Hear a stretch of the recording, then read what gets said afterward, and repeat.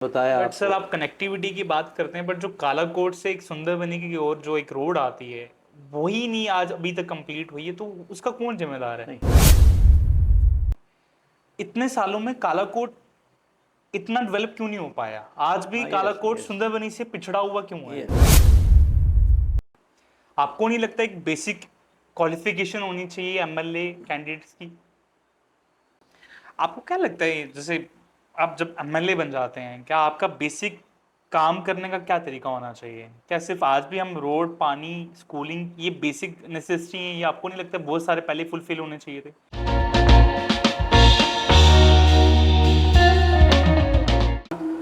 Hello and welcome to straight talk with Rishabh. मैं हूं ऋषभ शर्मा। एक बार फिर से स्वागत है हमारे एक नए एपिसोड में। और आज के हमारे गेस्ट हैं कालाकोट सुंदरबनी से डीपीएपी के उम्मीदवार श्री अशोक शर्मा जी। अशोक शर्मा जी पूर्व में कालाकोट से एमएलए भी रहे हैं और एमएलसी भी रहे हैं। Sir, welcome to straight talk with Rishabh. कैसे हैं आप? ठीक है, नमस्कार। सर, कैसा चल रहा है अभी? कैंपेन का दौर चल रहा है, लास्ट के दिन चल रहे हैं, भागम दौड़ी ज़्यादा है।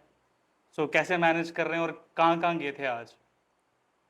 आज कुछ बिजवाल के एरिया से होके फिर ये प्रॉपर सुंदरबनी करके पतराड़ा, मावा और फिर पाटातला से होके फिर ये ठंडा पानी, बाखर, बल, और फिर वापस, क्योंकि यूथ की मीटिंग थी शाम को, लेट इवनिंग, तो उसमें।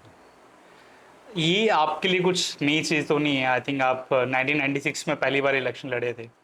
1996 में आप जीते भी थे। उसके बाद आपने 3 बार और इलेक्शन जीते जिसमें आपको जीत नहीं मिल पाई। आई थिंक ये 5वां इलेक्शन है आपके लिए। जब 5 इलेक्शन हो जाते हैं, you have a bunch of experience with you, right? तो जब आप आज जनता के बीच में जाते हैं, क्या बातें सुनने को मिलती हैं और क्या अशोक शर्मा जी अपनी बात रखते हैं जनता के बीच में? हमारी बदकिस्मती है कि जो इश्यूज 1996 में थे वही इश्यूज आज भी हैं। वही बिजली, पानी, सड़क, स्कूल, हॉस्पिटल के इश्यूज हैं। हालांकि इस लंबे पीरियड में इश्यूज को बदल जाना चाहिए था और बेटर ऑप्शन ढूंढने चाहिए थे हमें, और जनता को भी और चीज़ों की मांग करनी चाहिए थी, पर यही हमारे पूरे नहीं हो पाए। शर्मा जी, आपको क्यों लगता है कि इतने सालों में 1947 में आज़ादी मिली देश को, पर 2024 में बैठे हैं, आज भी इलेक्शन का टाइम आता है तो आज भी हम बात करते हैं रोड की, बिजली की, हॉस्पिटल की, एक बेसिक एजुकेशन जो हमारे आसपास में मिलनी चाहिए वही नहीं मिल पा रही है बच्चों को? क्या लगता है कि आप पूर्व में एमएलए भी रहे हैं, एमएलसी भी रहे हैं, आज कालाकोट की एक मेन रोड जो कालाकोट से सुंदरबनी सेउर तक आती है, इतने सालों में वो रोड भी नहीं बन पाई है? कौन जिम्मेदार है इस चीज का? क्योंकि आप खुद भी उम्मीदवार रहे हैं वहां से, तो आपको नहीं लगता कि कुछ कुछ गलतियां आपकी साइड से भी रही हैं? देखिए, मैं जब एमएलए था तो रोड सिंगल थी उस वक्त। तो सिंगल रोड में भी आपको दिक्कत नहीं होती थी। आज उसको डबल लेन का कॉन्सेप्ट भी डेवलप किया गया है, लेकिन डबल लेन बनाई नहीं जा रही, उसको सिर्फ 1.25 मीटर और चौड़ा करने का प्रावधान है। मैंने एमएलए के बाद जब एमएलसी था तो इसको प्राइम मिनिस्टर पैकेज के अंदर लाके इसका डबल लेन सेंक्शन करवाया था। इसके साथ 2 ब्रिजेस भी थे। तो लेकिन उस वक़्त, क्योंकि मैं असेंबली हार गया था और कुछ राजौरी पुंछ के हमारे एमएलएज वो डॉक्टर फारूक अब्दुल्ला से मिलके लेके चीफ मिनिस्टर के पास गए, तो उनको कहा, सर अगर ये बड़ी कंपनी इस सड़क को बनाएगी तो हमारे ठेकेदार जो है वो मर जाएंगे, उनको नुकसान पहुंचेगा, उनका रोज़गार ख़त्म हो जाएगा। उस प्रेशर के अंडर ये रोड स्क्रैप कर दी गई और तब से आज तक नहीं बन पाई। मैंने लाख कोशिश करी, इवन PIL भी हाई कोर्ट में दायर करने की कोशिश की, लेकिन अभी डबल लाइन नहीं बन पाई। तो बेसिक क्या है कि पब्लिक नीड्स से ऊपर पर्सनल या फ्यू पर्सन्स नीड्स जो है वो प्रायोरिटी पे आ जाती हैं। तो वो वेस्टेड इंटरेस्ट होता है, वेस्टेड इंटरेस्ट जो है वो इलाके की तरक्की नहीं होने देता।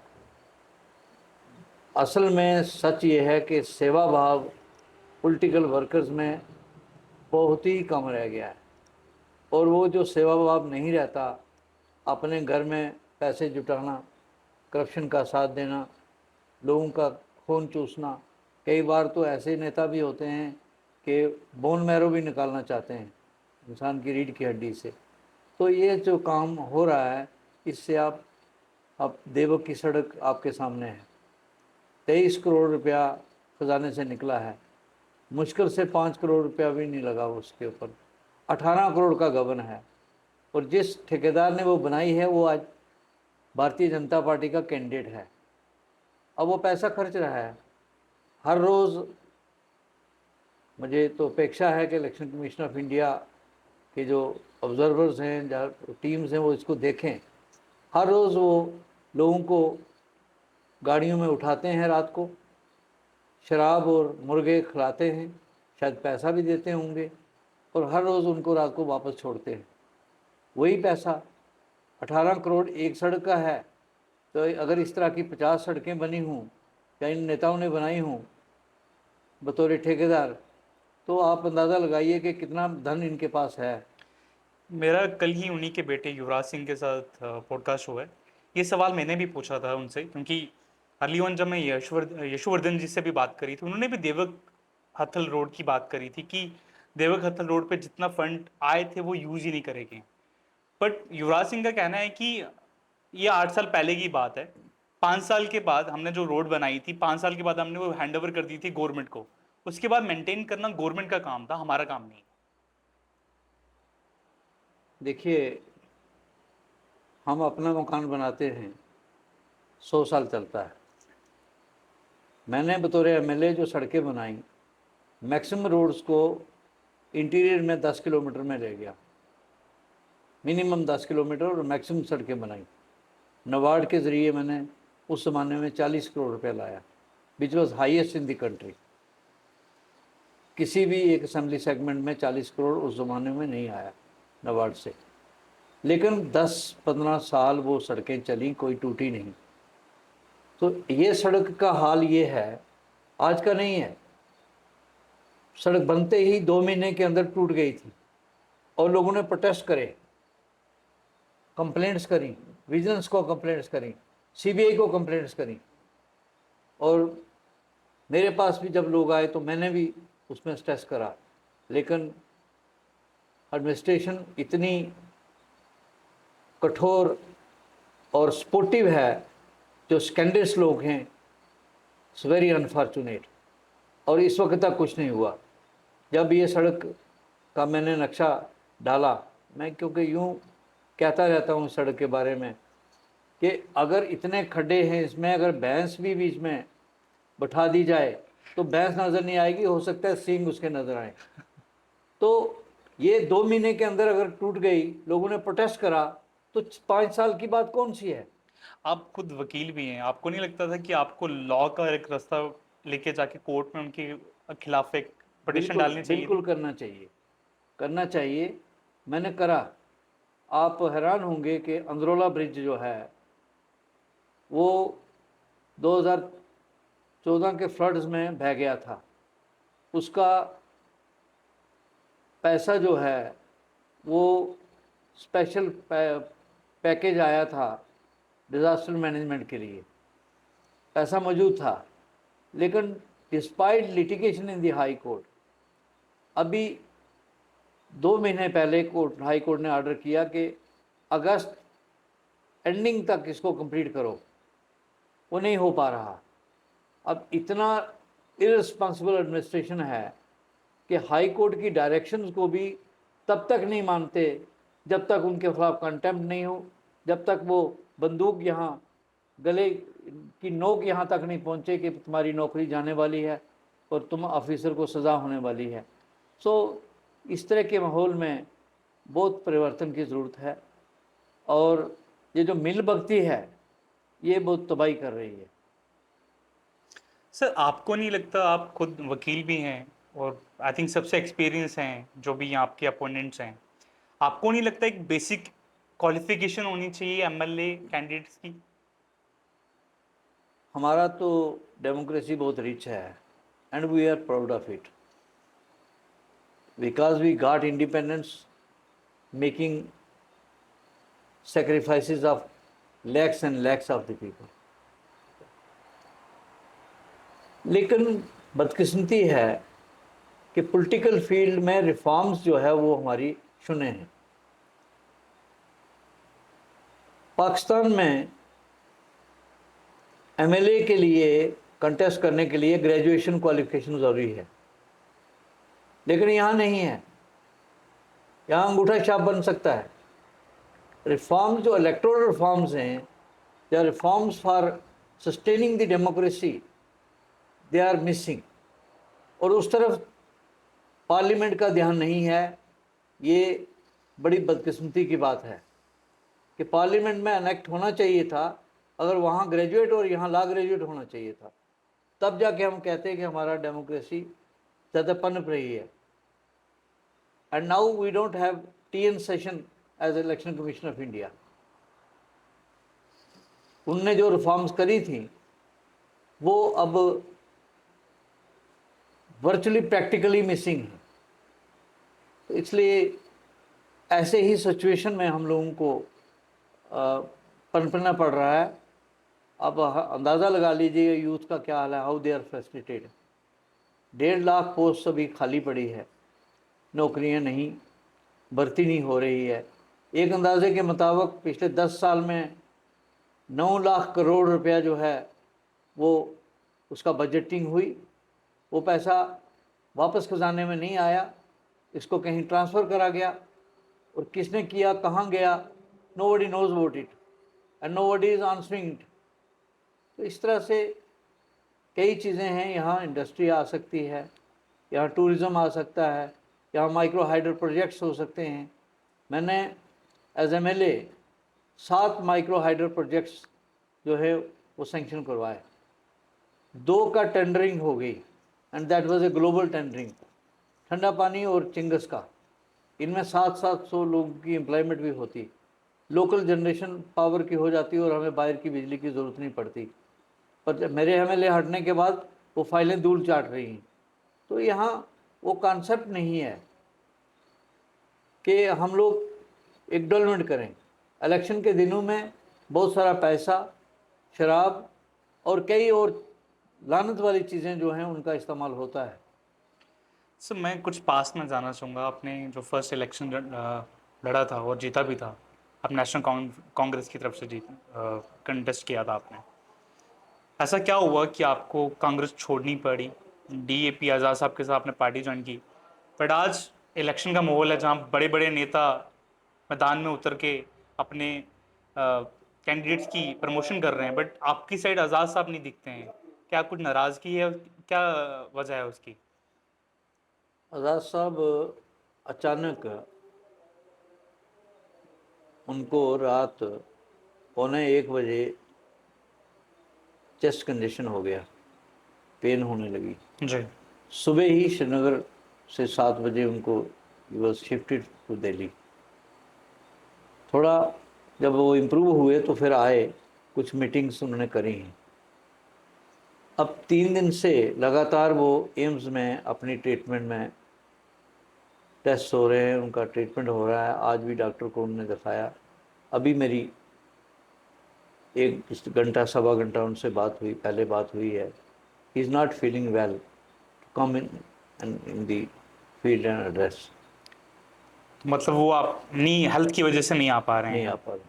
तो आप फ्यूचर में भी नहीं आ रहे हैं 1-2 दिन में?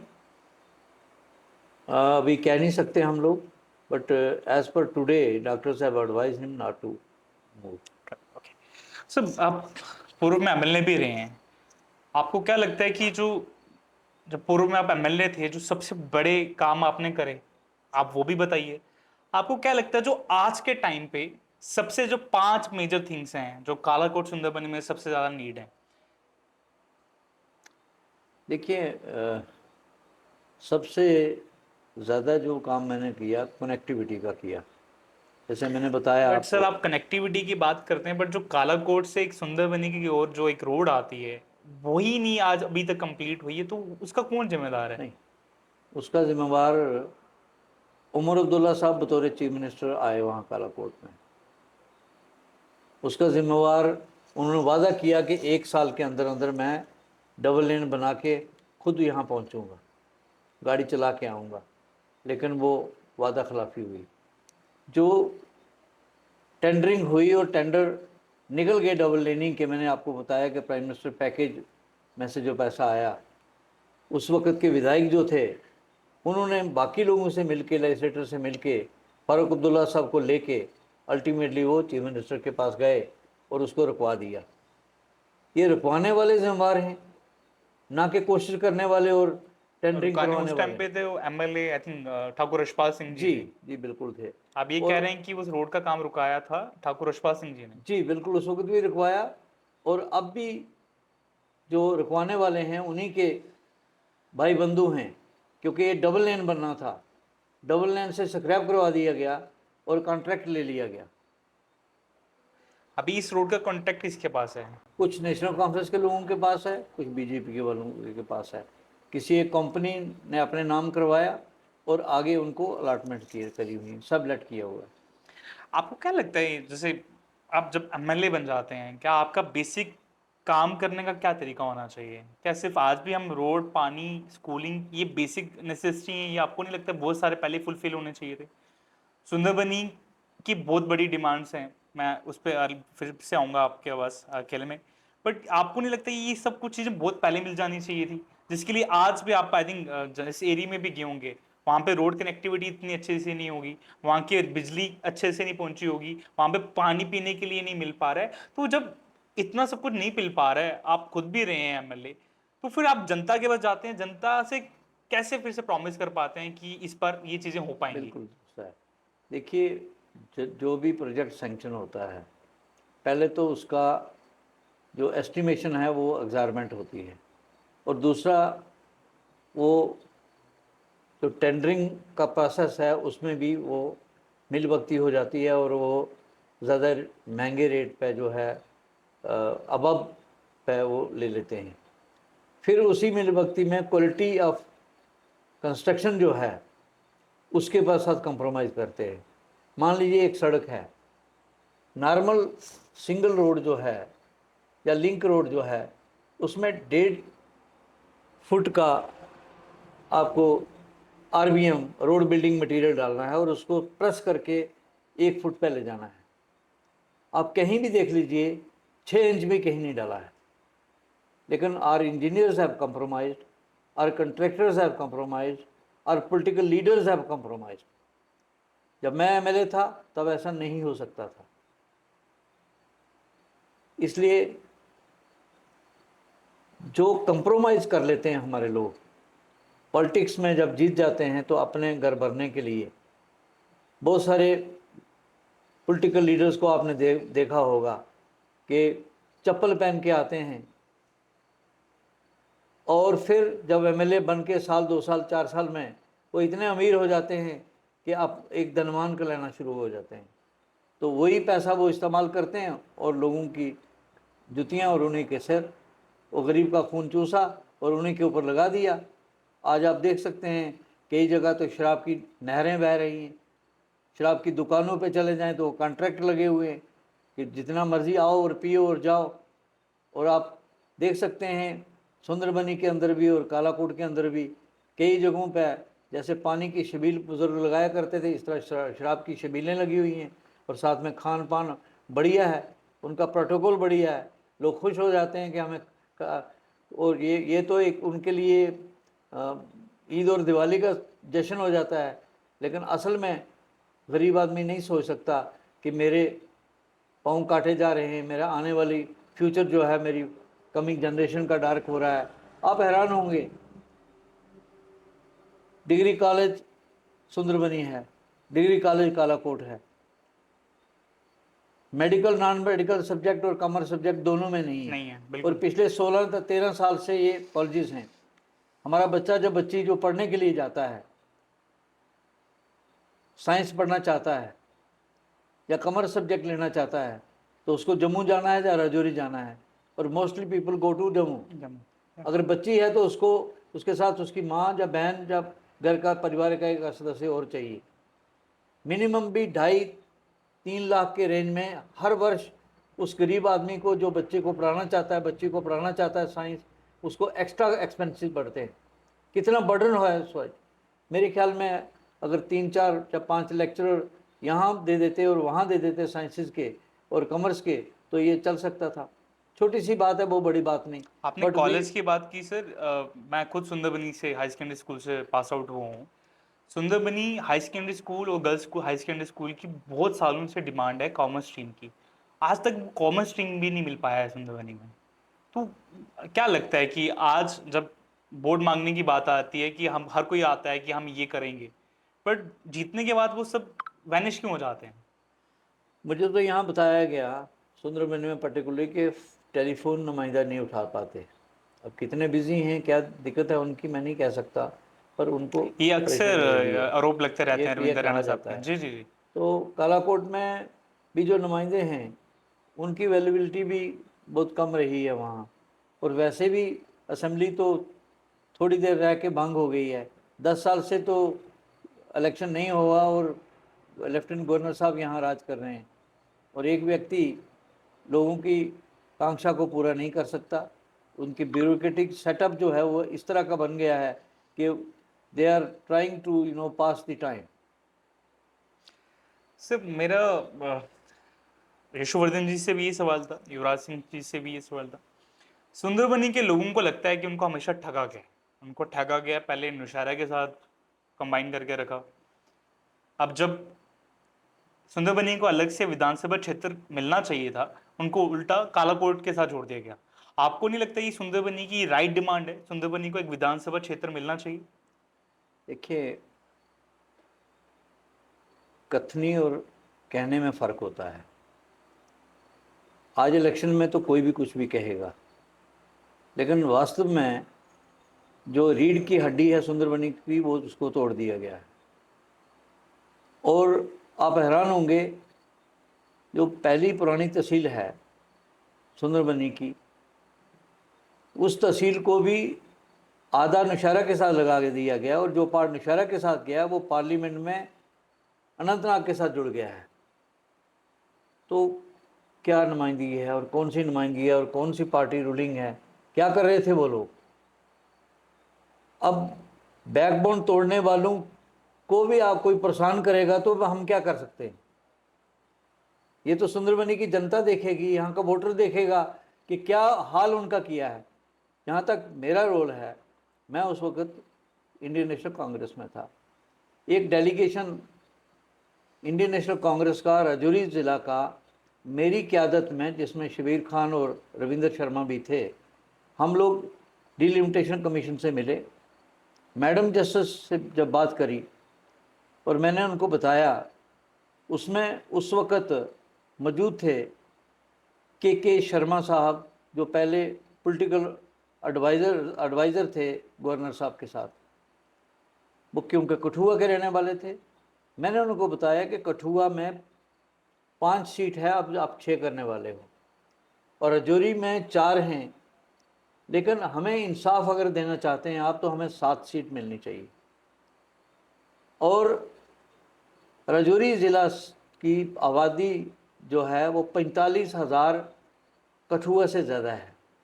टेरेन इसकी 80% जो है हिली है और 20% जो है वो प्लेन में है। और यही पोजीशन इसके बरक्स है कि कठुआ ज़िला की 80% टेरेन जो है वो प्लेन है और 20% हिली है। और थर्ड वहाँ के इंडस्ट्रियल हब है, वहाँ ट्रेन आता है, फैसिलिटी है, यानी that is comparatively more developed. तो ये क्राइटेरियाज़ हैं कि जहाँ प्रेफरेंस दी जाती है। छोटा भी जो असेंबली सेगमेंट बन सकता है, जैसे छुपाइयाँ बना।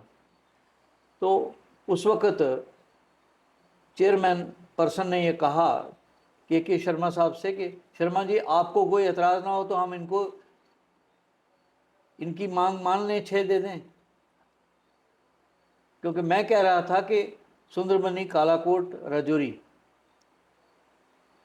नौशहरा, थन्ना मंडी और बुदल, ये पुरानी 6 तहसीलें थी।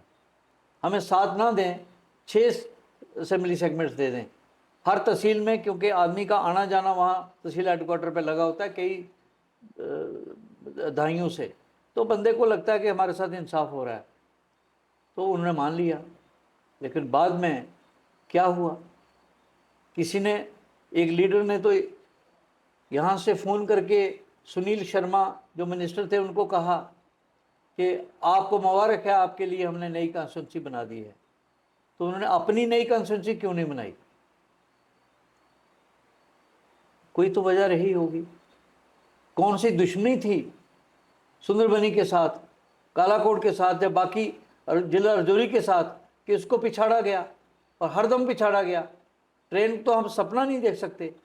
जो नेशनल प्रोजेक्ट डिक्लेयर हुआ था जम्मू से पुंछ रेल का, मैं खुद बोर्ड का मेंबर रहा, उस वक्त सैंक्शन हुआ, अल्टीमेटली ये नेशनल प्रोजेक्ट बना। तो नेशनल प्रोजेक्ट का प्रायोरिटी रहती है कि बजटिंग सबसे पहले उसकी होगी और उसके बाद बाकी जो बजटिंग होती है पार्लियामेंट में। तो अब स्क्रैप हुआ है, कहीं है ही नहीं वो, तो हम तो ख्वाब नहीं देख सकते। इसलिए हमें प्रायोरिटी होनी चाहिए थी कि हमारा प्रायोरिटी के ऊपर ये बनता, और ये मसला किसी और ने उठाया ही नहीं। जो प्रत्याशी हैं यहाँ वो कह सकते हैं, लेकिन वास्तव में ये ना उनके माइंड में था, ना उन्होंने कोई इसमें कोशिश करा है।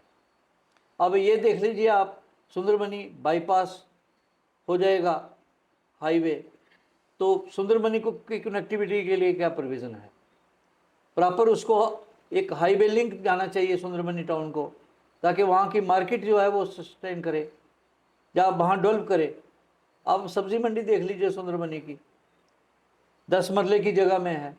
अगर इसी को म्यूनसिपल कमेटी ही देखती, तो इसको अगर, मैं कह रहा था कि अगर 2 फ्लोर अंडरग्राउंड कर लें और 3 फ्लोर इसको हाइट दे दें, 5 फ्लोर बन जाएं, ये दुकानदार इनको यहाँ जो मंडी वाले हैं उनको वो दुकानें लाट कर दें, तो बढ़िया एक क्वालिटी ऑफ लाइफ भी इम्प्रूव हो जाती है और उनका काम भी बढ़िया हो जाता है, टाउन भी मॉडर्नाइज हो जाएगा। सुंदरबनी में कल ही हमने शॉप टू शॉप कंपेन करा है, देखा कई ऐसी दुकानें नए लड़कों ने, नौजवानों ने, जो पढ़े लिखे नौजवान हैं, ग्रेजुएट पोस्ट ग्रेजुएट हैं, नौकरी नहीं मिल रही, उन्होंने अपना बिजनेस स्टार्ट किया और मुझे लगा कि इतने अच्छे शोरूम बनाए हैं। मैं तो आई सल्यूट देम कि किस तरह से वो मेहनत कर रहे हैं और अपने बिजनेस को बढ़ा रहे हैं।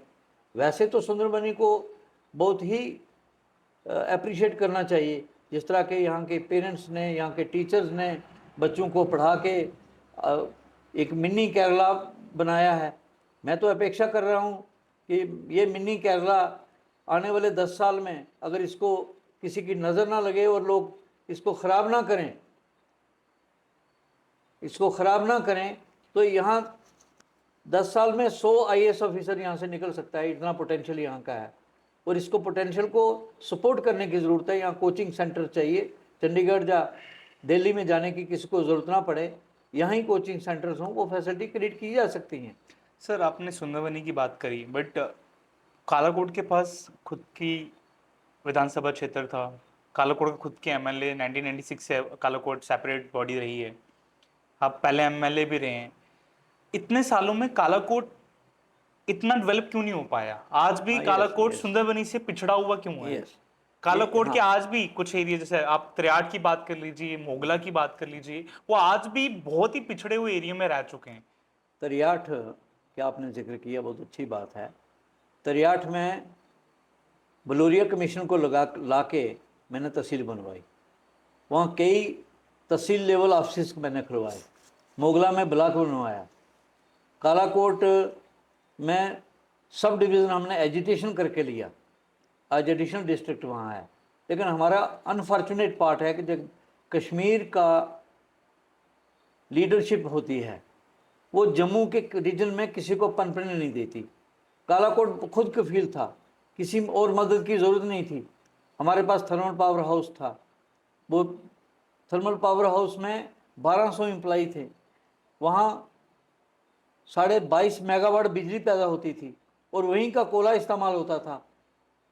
14 कोले की माइन कोल माइन चलती थी। जब मैं एमएलए बना तो मैंने उन कोल माइन में वो जो कालाकोट की बदकिस्मती ये है कि वहाँ 4 मर्डर हुए एक वक्त में, सरकार की बंदूक की गोली से हुए। एफआईआर तक नहीं लगा, एफआईआर तक नहीं लगा। और सियोट में जब रोड नेशनल हाईवे ब्लॉक किया गया और 2 दर्जन लोग वहाँ इंजर्ड हुए, एक व्यक्ति तो 6 महीने जो बिस्तर पे रहा। ये एडमिनिस्ट्रेशन का इतना रोल है। ये चाहते हैं जो बैकवर्ड एरियाज़ हैं वो और बैकवर्ड हो जाएं और जो फॉरवर्ड एरियाज़ हैं उनको और फॉरवर्ड किया जाए। हमारे साथ बहुत डिस्क्रिमिनेशन हुआ है, हमने फाइट किया है। मैंने एंटी करप्शन कमांडो फोर्स बना के वहाँ की करप्शन को 80% स्लैश डाउन करवाया। लेकिन बदकिस्मती ये है कि सारे के सारे धनवान जो 2 नंबर का पैसा कमाते हैं वो इकट्ठे हो जाते हैं, तमाम पॉलिटिकल पार्टीज एक हो जाती हैं, वहाँ किसी को करने नहीं देती हैं। यही हाल आज सुंदरबनी का है। अब सुंदरबनी को पनपने नहीं दे रहे लोगों को ये आईसोर है कि यहाँ के केएस ऑफिसर बन रहे हैं, यहाँ के बच्चे प्रोफेसर बन रहे हैं, यहाँ के एडवोकेट्स बन रहे हैं, डॉक्टर्स बन रहे हैं, इंजीनियर बन रहे हैं। ये लोगों को एक आईसोर लगता है, इसको प्रोटेक्ट करने की ज़रूरत है। कल मैं युवराज सिंह जी से बात कर रहा था तो उन्होंने कहा कि जो लोग खुद एमएलए भी रहे हैं, पूर्व में उनकी फैमिलीज भी एमएलए रही हैं, अगर उन्होंने जनता का काम करा हुआ है, आज उनको इस क्षेत्र में हर गांव में जाके क्यों घूमना पड़ रहा है? अगर आपने काम करा होता तो आपका काम बोलता है, तो आज उनको क्या नीड पड़ी है? क्योंकि काम किया होता तो उनको I think her door door नहीं जाना पड़ता। तो आपको नहीं लगता कि काम किया होता तो आप भी आज इन एरियाज में इतना एक्सप्लोर नहीं कर रहे होते? नहीं, ये एरिया तो नया हमारे लिए। आपने देखा मैंने कालाकोट में कितना कंपेन किया। उनका ये भी कहना है कि वो लोग कालाकोट इसलिए छोड़ चुके क्योंकि कालाकोट की जनता जान चुकी है कि ये काम नहीं करते हैं। मैंने 38 ब्रिज कालाकोट में बनाए। किसी एक ब्रिज का नाम ले लें, रिशपाल सिंह जी ने बनाया हो या उसके बाद बीजेपी ने बनाया हो, एक सिंगल ब्रिज। मैंने 2 CHC बनवाए, लाइक सब डिस्ट्रिक्ट हॉस्पिटल कालाकोट और तरियाट में। वो एक प्राइमरी हेल्थ सेंटर बता दें कि कहीं बनाया हो। मैंने 5 हायर सेकेंडरी स्कूल बनवाए, उन्होंने एक बनवाया, वो भी CLC में। मैंने 40 करोड़ रुपया खर्च करके नवाड़ से पैसा लाया। वो बता दें उन्होंने कहाँ से पैसा लाया। मैंने मोगला से जो ख्वास रोड है उसके लिए BADP का पैसा प्राइम मिनिस्टर से सैंक्शन लेके 37 करोड़ रुपए लगाया और इसका कनेक्टिविटी हुई। वो बता दे एक सड़क। कहने में मैंने कहा ना, करने और कथनी में फ़र्क है। कहने में तो बड़ी बड़ी बातें आदमी कर सकता है, लेकिन वास्तव में ये देखेंगे उनके पास कितनी गाड़ियाँ थी जब वो MLA बने और आज उनके पास कितनी गाड़ियाँ हैं, कितना उनके पास, कितने स्क्वायर फुट उनका मकान था पक्का और आज कितना है, उनके बैंक में कितना अकाउंट था और आज कितना है, उसको कंपेयर करना चाहिए। उनके एफिडेविट्स देखने चाहिए। फिर उनके पास कालाकोट में कितनी ज़मीन पहले थी, आज कहाँ से आ गई? आसमान से तो नहीं गिरी, ज़मीन से ही आई और पावर के ज़रिए तो आई और किसी के ज़रिए आई नहीं। पॉलिटिकल पावर का दुरुपयोग किया गया। सर एक जो मैं रिसर्च कर रहा था मेरा भी देखना चाहिए जी, मैं ये बता रहा हूँ, मैंने सब कुछ चेक किया है। सिर्फ आप पे सिर्फ एक आरोप लगता है कि आप सेक्टोरल पॉलिटिक्स करते हैं। Sectoral you mean? जातिवाद पे।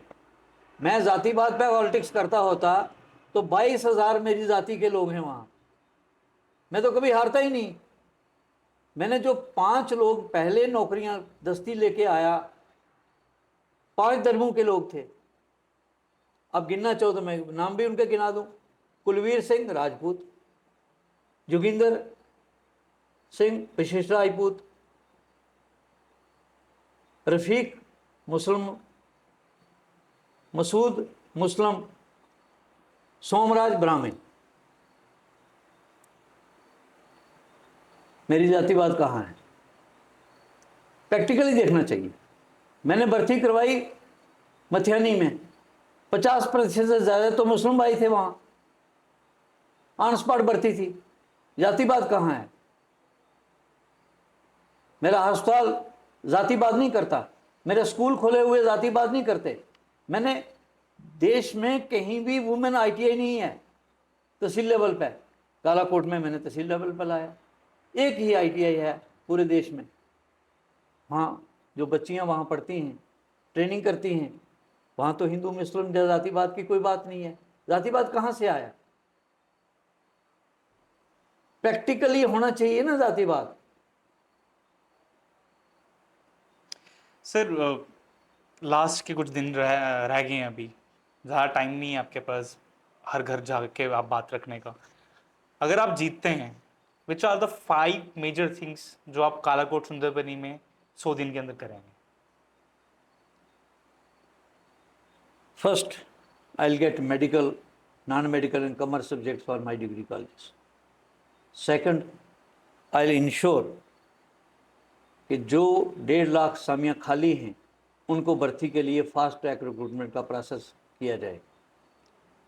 उसके बाद जो पानी की स्कीमें डिफंग पड़ी हैं और वो ऑपरेट हो सकती हैं, उनको ऑपरेट करना है। जो बिजली का फैसिलिटी इस वक्त नॉन फंक्शनल है, उनको हम ऑपरेट करेंगे। और उसके बाद जो करप्शन दफ्तरों में है उसको 100 दिन के अंदर, क्या मैं 25 दिन 20 दिन के अंदर अंदर उसको रोक दूंगा। This will be my priority. और जो ड्रग मैनेस है उसको बिल्कुल उसका कला कामा कर दूंगा 100 दिन के अंदर। सर मेरा एक और सवाल था कि आज सुंदरबनी में एक टाइम पे इंटरनेशनल लेवल के अंडर 19 क्रिकेटर्स आके खेला करते थे, बहुत हाई लेवल की टूर्नामेंट क्रिकेट टूर्नामेंट्स होती थी। So most of the youth क्या करता था, पार्टिसिपेट करता था, तो नशे से मुक्त थे।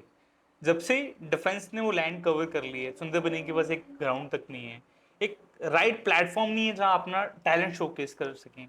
मैं जब एमएलसी था, दिल्ली में कांग्रेस की गवर्नमेंट थी, Manishankar Iyer youth sports minister थे सेंटर के। मैंने बतेरा और सोलकी के लिए इंडोर स्टेडियम्स का सेंक्शन करवाया था। उसके बाद गवर्नमेंट फॉल हो गई और नहीं हो पाया। मैंने एश्योर किया है सुंदरबनी के यूथ को कि एक इंडोर स्टेडियम का मैं स्थापना करूंगा, यहाँ मुकम्मल करूंगा, और एक बढ़िया जो है चिल्ड्रन पार्क जो है वो हम बनाएंगे। सर एक लास्ट क्वेश्चन है आपसे।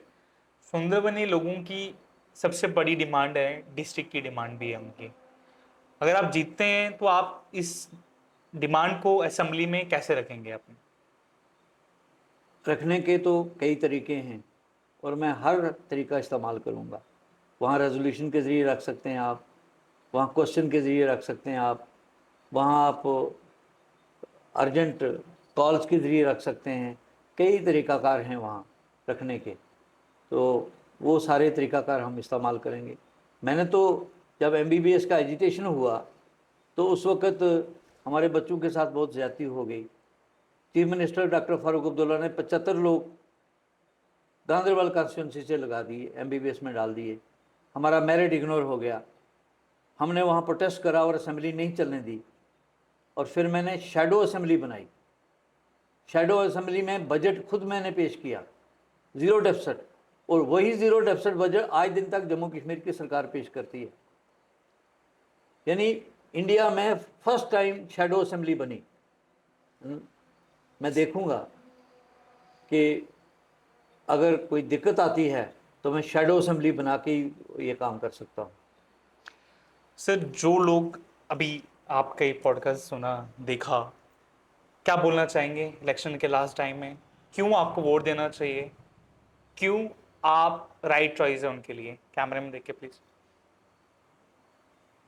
मैं ये नहीं कहता कि मैं ही राइट चॉइस हूँ, लेकिन एक बात तय है कि मेरी क्वालिफ़िकेशन, मेरा एक्सपीरियंस, मेरा जो असेंबली में मैंने हिंदू पेपर है जो नेशनल पेपर हमारा है, उसके एडिटोरियल में लिखा गया था कि मैंने असेंबली का 60% टाइम लिया है एज लेजिस्लेटर।